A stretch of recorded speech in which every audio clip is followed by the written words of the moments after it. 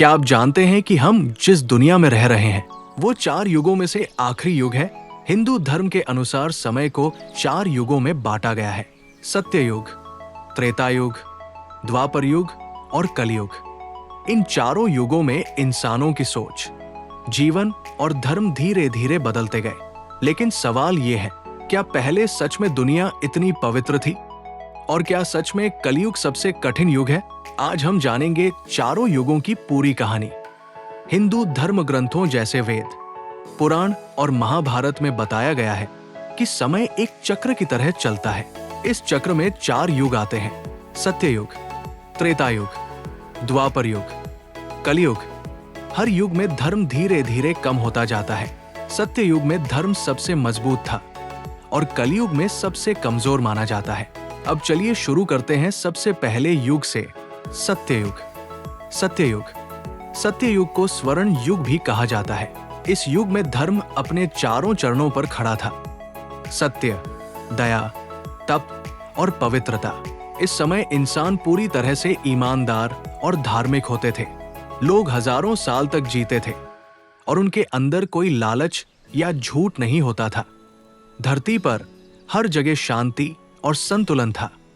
ऋषि मुनि जंगलों में तपस्या करते थे और भगवान की भक्ति में लीन रहते थे। कहा जाता है कि इस युग में भगवान ने कई अवतार लिए, जैसे नरसिंह अवतार और वराह अवतार।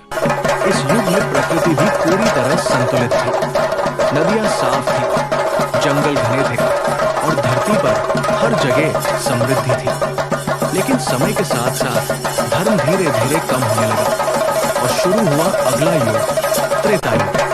त्रेता युग, त्रेता युग में धर्म के 4 में से 3 चरण रह गए थे। इस युग में अच्छाई और बुराई की लड़ाई बढ़ने लगी। यही वो समय था जब भगवान राम ने जन्म लिया। अयोध्या के राजा दशरथ के पुत्र राम को मर्यादा पुरुषोत्तम कहा जाता है।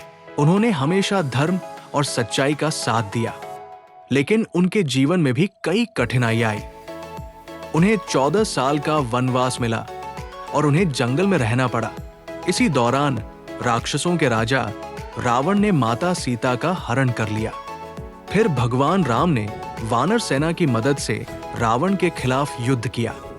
आखिरकार राम ने रावण को हराकर धर्म की रक्षा की। रामायण की पूरी कहानी इसी त्रेता युग में हुई। ये युग हमें सिखाता है कि धर्म और सच्चाई की हमेशा जीत होती है। लेकिन समय आगे बढ़ता गया और शुरू हुआ तीसरा युग, द्वापर युग। द्वापर युग, द्वापर युग में धर्म केवल 2 चरणों पर रह गया था। इस युग में इंसानों में लालच और अहंकार बढ़ने लगा। यही वो समय था जब भगवान श्री कृष्ण ने जन्म लिया। कृष्ण का बचपन गोकुल और वृंदावन में बीता। उन्होंने बचपन में कई चमत्कार किए और लोगों को बुराई से बचाया। लेकिन द्वापर युग की सबसे बड़ी घटना थी महाभारत का युद्ध। कुरुक्षेत्र के मैदान में कौरव और पांडवों के बीच भयानक युद्ध हुआ। युद्ध शुरू होने से पहले अर्जुन अपने ही रिश्तेदारों से लड़ने के लिए तैयार नहीं थे। तब भगवान कृष्ण ने अर्जुन को भगवद गीता का ज्ञान दिया। उन्होंने बताया कि मनुष्य को अपने कर्म करते रहना चाहिए और फल की चिंता नहीं करनी चाहिए। महाभारत का युद्ध खत्म होने के बाद धीरे धीरे द्वापर युग भी समाप्त हो गया और शुरू हुआ आखिरी युग, कलयुग। कलयुग, हम अभी जिस समय में जी रहे हैं उसे कलयुग कहा जाता है। इस युग में धर्म केवल एक चरण पर टिका हुआ है। शास्त्रों के अनुसार इस युग में झूठ, लालच और स्वार्थ बढ़ जाता है। लोग पैसे और ताकत के पीछे भागते हैं। रिश्तों में पहले जैसा विश्वास नहीं रहता। लोगों का जीवन बहुत तेज हो गया है और शांति कम होती जा रही है। लेकिन शास्त्रों में एक खास बात भी बताई गई है। कलयुग में भगवान को पाने का सबसे आसान तरीका है भगवान का नाम लेना। जहां पहले के युगों में कठिन तपस्या करनी पड़ती थी, वहीं कलयुग में सिर्फ सच्चे मन से भगवान का नाम लेने से भी मुक्ति मिल सकती है। इसलिए कहा जाता है, कलयुग केवल नाम आधारा। 4 युगों की ये कहानी हमें एक बड़ी सीख देती है।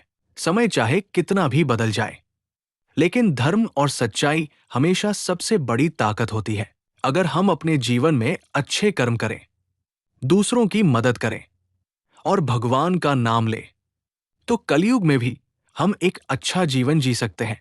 इसी विश्वास के साथ हर हर महादेव, जय श्री राम, जय श्री कृष्ण।